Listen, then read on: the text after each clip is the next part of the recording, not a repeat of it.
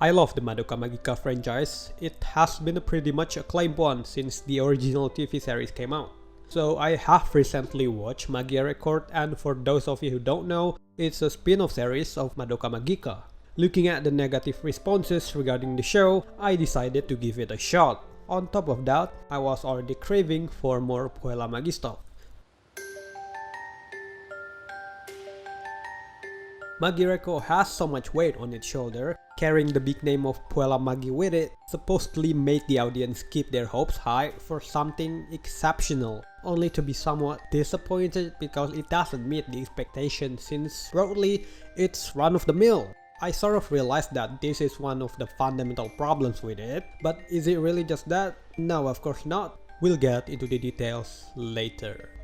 As a series itself, MagiReco doesn't stand out as excellent and actually wasted the potential that can actually be made better. I don't play the game version, but looking at the synopsis, it does have an interesting premise, which again, sadly I think was sort of wasted. However, as bad as what people might have said about the show, it does have some good things which attracted me to the show. To narrow it down, I'll be listing both pros and cons in a summarized point. Without further ado, let's get right into it.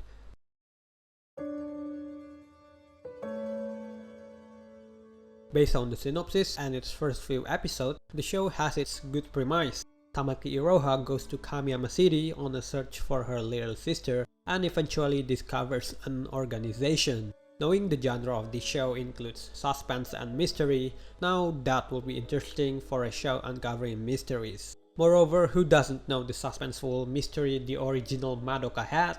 Again, makes the show much more interesting knowing it's of the same franchise. If there's something good that made me want to get into the show, it's the premise.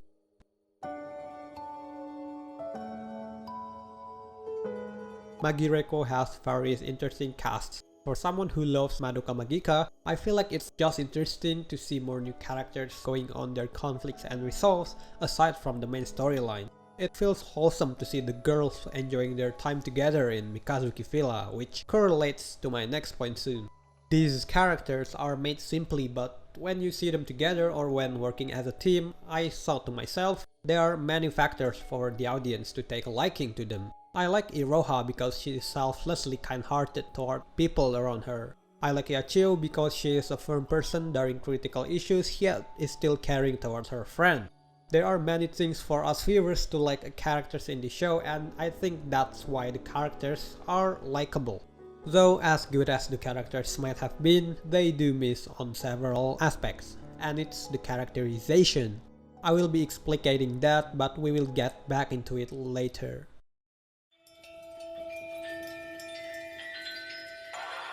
Don't know if it's just me, but if there is something I'm enjoying about the show that the main series didn't really have much, it's that MagiReco has much more orientation to slice of life. While this can be a double-edged sword, I'm glad it doesn't. They handled the slice of life part really well. As I said before, seeing the Mikazuki squad together enjoying their time is really nice. It's their friendship theme that created these wholesome moments, and while I'm aware that the main series have done the same too, I will still take this as a plus point for MagiReco. It's always nice to see them drinking tea, chatting and laughing together if you are truly following up with the show as you come to like the characters as well.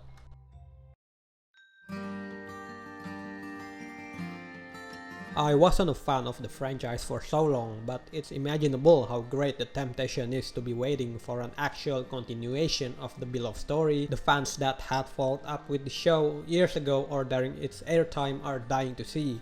Considering the 3 movies and TV series were released roughly 10 years ago, however, I was lucky enough to have watched the show just recently, or last year to be specific. Shortly after that, Aniplex released an official announcement that the 4th movie of Madoka Magica, a sequel to Rebellion, is in production. Magia Record came as a spin-off to it in 2020. As bad as it may have been, it's still something from the same franchise, and I would like to take that as a plus point. Waiting almost a freaking decade without a single confirmation wasn't a really pleasant time, especially being one of the most critically acclaimed series in the community.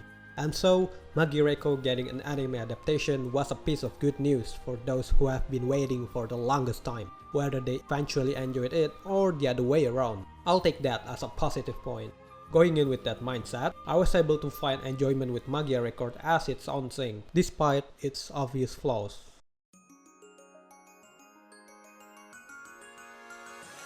MagiReco has some outstanding soundtrack. Despite it's undeniable that Kajiura Yuki's original Madoka Magica soundtracks were superior, it does have good music that fills certain scenes well enough, and as a music, they are considerably good.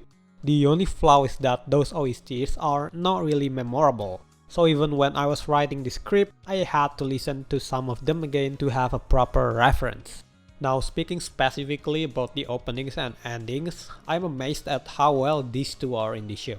If there are things close or on par with the original, that would be the opening. In fact, seeing the second opening was one of the reasons I started getting into the show.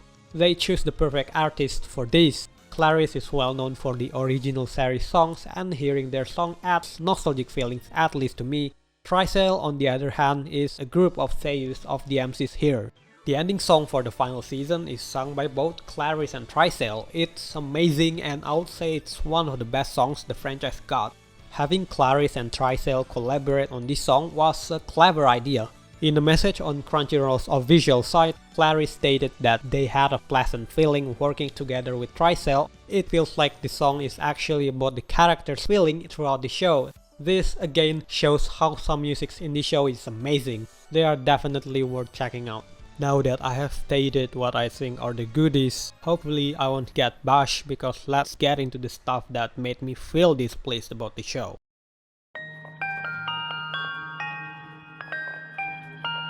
Good characters? Sure, but what this show failed to achieve from the characters themselves is how they are built. With a lot of characters introduced, none of them to me hits significantly in the matter of writing. They just feel missing the mark. The only remarkable character's writing here to me is Yachio. That being said, still wasn't a really good one. The show gives several flashbacks about her friends, and other than going deeper into her personality, these characters serve nothing else except as a way to make us viewers sympathize. Which isn't totally wrong, but there are also these new characters appeared right in the last episode, and for some reason we don't even know who are those people. They are just straight up plot armors to Yachio and serve nothing else to the plot. Game players, if you know something, feel free to correct me in the comment section below. I feel like the villains are also somehow unwell built and just straight up made to become villains. Touka and Nemu were Ui's friends, and basically the reason they created the cult was due to her demise, and so they feel like they need to save every magical girl in existence. Literally like shortly after they became one. I don't know, but that feels odd as a base for them to be the bad characters. Also, in the end, it was revealed that Alina Grey is the final boss. That, in my opinion, ripped off every supremacy and antagonistic build Touka had. She wasn't even well built for the final enemy in the first place, yet she took that spot suddenly. Remember when Kaguya suddenly took over Madara's spot as the final boss in Naruto? Feels the same to me, except Kaguya had a decent introduction while Alina Grey did not. I know she is indeed interesting, her eccentricity would have been compelling even as a villain if she was given more spotlight to develop what she didn't do in the show. Too bad they're interesting characters lacking exploration for the viewers.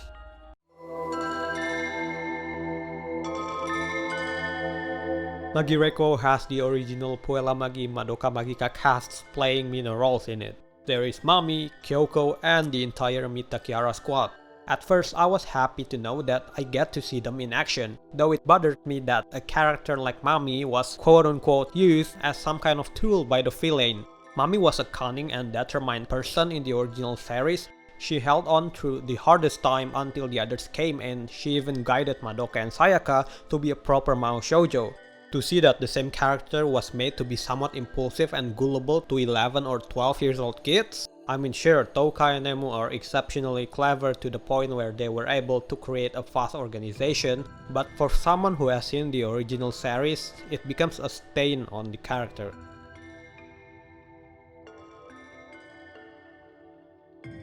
Having an interesting premise isn't always a guarantee that the plot works well, and that's the case with MagiReco. Seeing Urobuchi's absence from the production Fans had already presumed that this was a lost cause, but that isn't completely true. The first season is somehow taking more of a slice of life theme and plot movement like Bakemonogatari and Banniger Senpai, where the MC solves everyone's problem, and I do not have a problem with this at all. But as it gets repetition, to me the season feels somehow monotone because on the other hand, it's trying to evolve in the mystery, on the other one, it doesn't live up to its suspense genre, which I'm aware why some people were disappointed and indicated the show as rather cute girls doing cute things. Another thing I'm concerned about is how some circumstance went off really well that it feels too convenient. The moment when Iroha met Toka face to face was supposed to be a turning point of something, but then suddenly she remembered everything in the past thanks to Nemu's power, and she suddenly went from being against Iroha back to clinging to her right away and realized everything she had done that actually harmed her instead of protecting her as per her wish.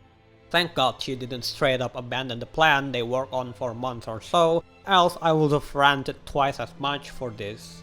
But anyway, you get the point. For a character that is highly intelligent even as a kid, flip-flopping like that even if she didn't stop her final plan is just weird and again, convenient for the plot. Then shortly, in the end, they were moved by Iroha's rather simple talking and choose to help her defeat Alina Grey, which again, didn't have much reason why she is even the final boss.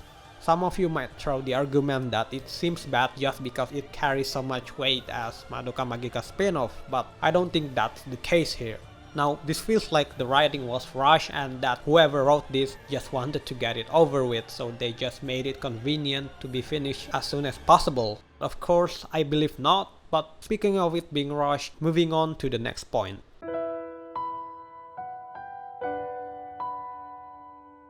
Last but not least, pacing is actually the hardest part for me to go over. The first two seasons are fine and I don't really have anything to say as to the pacing. However, season 3 is a lackluster to me where it seems like everything went hasty.